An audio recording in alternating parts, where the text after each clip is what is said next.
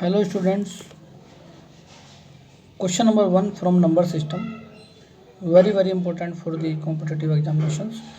Question number 1 में given है 3 संख्याओं में से पहली तथा दूसरी संख्याओं का औसत दूसरी तथा तीसरी संख्याओं के औसत से 15 अधिक है। तो पहली तथा तीसरी संख्याओं में क्या अंतर है। तो ऐसे क्वेश्चन में हमको क्या करना है, ना तो हमें पहली संख्या पता, ना दूसरी पता, ना ही हमको तीसरी पता। तो कह रहा है कि पहली और दूसरी संख्याओं का औसत पहले बताओ। तो मुझे पता नहीं, मैंने मान लिया पहली संख्या क्या है, एफ है। पहली संख्या मैंने मान लिया एफ है। तो पहली संख्या तथा दूसरी संख्या का औसत। फिर कह रहा है कि दूसरी तथा तीसरी संख्याओं का औसत। मैंने मान लिया कि दोनों बराबर है, फिलहाल दूसरी और तीसरी, फर्स्ट सेकंड और थर्ड। तो मैंने मान लिया दोनों बराबर है, बट वो कह रहा है कि 3 में से पहली और दूसरी संख्याओं का जो औसत है वो दूसरी और तीसरी संख्या का औसत से 15 अधिक है। तो दूसरी और तीसरी से इससे ये 15 अधिक है, फर्स्ट सेकंड। तो मैं दूसरी और तीसरी में 15 जोड़ देता हूँ, दोनों बराबर हो गए। या तो मैं क्या करूँगा, फर्स्ट सेकंड वाला जो औसत है वो 15 अधिक है, तो मैं इसमें 15 घटा दूंगा, बात एक ही है। तो कह रहा है कि पहली तो तीसरी संख्याओं में अंतर क्या है। तो मैं क्या करता हूँ कि मैं इधर से सेकंड और थर्ड को, औसत को मैं इधर ले लेता हूँ, फर्स्ट साइड। तो बोथ साइड जब मैं पहले ले लूँगा इक्वल टू के, तो आपका आ जाएगा कॉमन। तो यहाँ पे बचेगा एफ प्लस एस, तो ऐसे ही रहेगा। फिर इधर आके ये एस भी माइनस में हो जाएगा, इधर टी भी माइनस में हो जाएगा। तो एस से एस कट जाएगा आपका, और यहाँ पे 15 है ही। तो आपकी वैल्यू क्या आ जाएगी, ये देखिए, आपकी वैल्यू आ जाएगी F minus T equal to, ये 2 मल्टीप्लाई में चला जाएगा, ये आ जाएगा 30। तो आपका आंसर आ गया कि फर्स्ट और थर्ड संख्याओं का जो अंतर होगा वो क्या होगा, 30। चलिए नेक्स्ट क्वेश्चन देखते हैं हम लोग। नेक्स्ट क्वेश्चन में कह रहा है,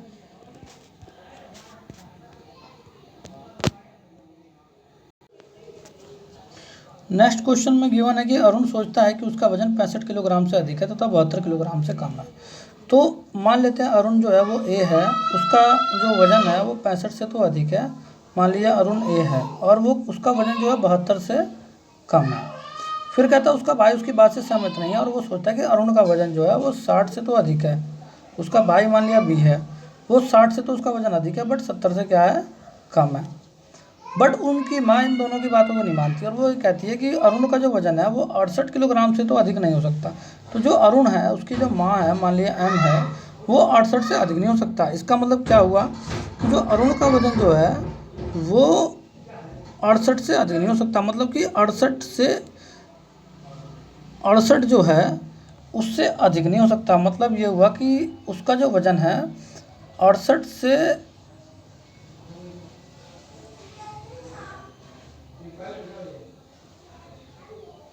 कम होगा। 68 से क्या होगा, कम होगा, या 68 के बराबर होगा। 68 के बराबर तक हो सकता है, लेकिन 68 से अधिक नहीं हो सकता, जो उसकी माँ कह रही है।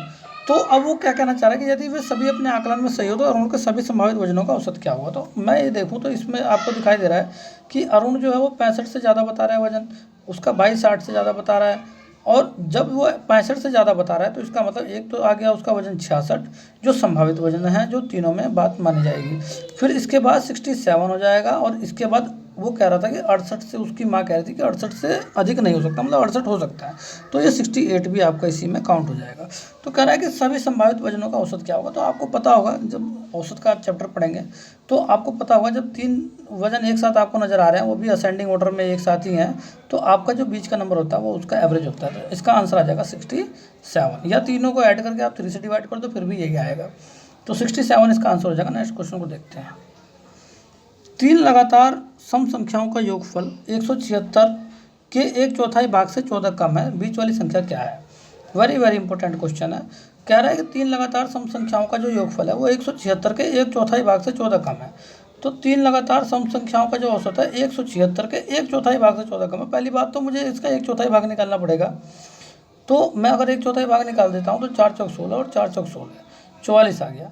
तो इसका 1/4 भाग कर दिया। फिर कह रहा है 14 कम भी है, तो 14 अगर मैं माइनस कर देता हूँ तो ये आ जाएगा हमारा 30। तो हमारा जो 30 आया है, कह रहा है कि 3 लगातार सम संख्याओं का योगफल 176 के 1/4 भाग भी मैंने कर दिया, उससे 14 कम भी बता दिया। तो ये 3 संख्याओं का योगफल ये है हमारा 30 जो है। तो कह रहा है बीच वाली संख्या क्या है। तो अब एक बात बताओ, बीच वाली संख्या हमें पता नहीं चल पाएगी, क्योंकि ये हमारा योगफल निकला है। तो योगफल निकला है 3 संख्याओं का, तो मुझे इनका एवरेज निकालने के लिए क्या करना पड़ेगा, 3 से डिवाइड। तो 3 से डिवाइड कर दूंगा तो एवरेज निकल जाएगा हमारा। तो एवरेज हमेशा बीच का ही होता है। तो 3 संख्या है, बीच का एवरेज यही होगा हमारा। तो कह रहा है बीच वाली संख्या क्या है, तो 10 ही होगी।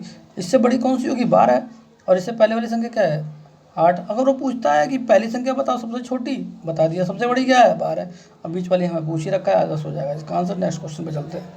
यदि किसी संख्या का 35% दूसरी संख्या में जोड़ा जाए तो दूसरी संख्या 20% बढ़ जाती है और दूसरी और पहली संख्या में क्या अनुपात है। कह रहा है किसी संख्या का 35% दूसरी में जोड़ी जाए, हमें नहीं पता पहली संख्या क्या है, मैंने मान लिया x है। इसका जो 35% है वो कह रहा है दूसरी संख्या में जोड़ा जाए, हमें नहीं पता कौन सी है, मैंने मान लिया y है। तो दूसरी संख्या जो है अगर मैं जोड़ दिया तो कह रहा है दूसरी जो संख्या जो है वो 20% बढ़ जा रही है। तो 20% मैंने बढ़ा दिया, कोई भी संख्या 100% रहती है, मैंने 20% बढ़ा दिया। तो जब मैंने पहली संख्या को जो दूसरी संख्या में जब मैंने जोड़ दिया तो दूसरी संख्या 20% बढ़ गई। तो कह रहा है दूसरी और पहली संख्या का अनुपात क्या है। तो यहाँ से अनुपात निकाल लेते हैं। देखो 20 सिक्का 120, 20 पंजे 100, 5 सत्ते 35, अब 5 25 टाइम में 100। तो आपका क्या आ गया, यह आ गया कि 7x/25 प्लस इक्वल टू, इस y को मैं उधर ले जाता हूँ तो ये हो जाएगा y, उधर जाके माइनस में हो जाएगा तो ये हो जाएगा 6/5 माइनस 1। तो आपका क्या हो जाएगा x/y इक्वल टू, y मैंने अपॉन में ले लिया, यहाँ पे हो जाएगा 6 माइनस 5/5। तो 6 में से 5 का 1/5 आ जाएगा, तो यहाँ पे हो जाएगा 1/5। हाँ, y अपॉन में आ गया। तो ये जो अब वैल्यू है 7/25, ये ऊपर चला जाएगा 25, तो ये हो जाएगा 25/7। काटते हैं, 5 पंजे 25। तो आपका जो वैल्यू है यहाँ 25 नहीं आएगा, यहाँ 20 आएगा, सॉरी, क्योंकि जब मैं 520 टाइम्स में 100 आता है, ये गलती हो गई है बाय मिस्टेक, इसको सही कर लीजिएगा आप।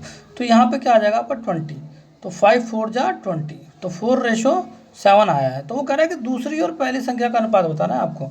तो दूसरी और पहली संख्या मतलब दूसरी संख्या हमने y मानी थी, तो दूसरी संख्या क्या है हमारी 7 और पहली संख्या क्या है 4। तो हमारा आंसर आ जाएगा 7/4 y/x की वैल्यू। चलिए नेक्स्ट क्वेश्चन देखते हैं।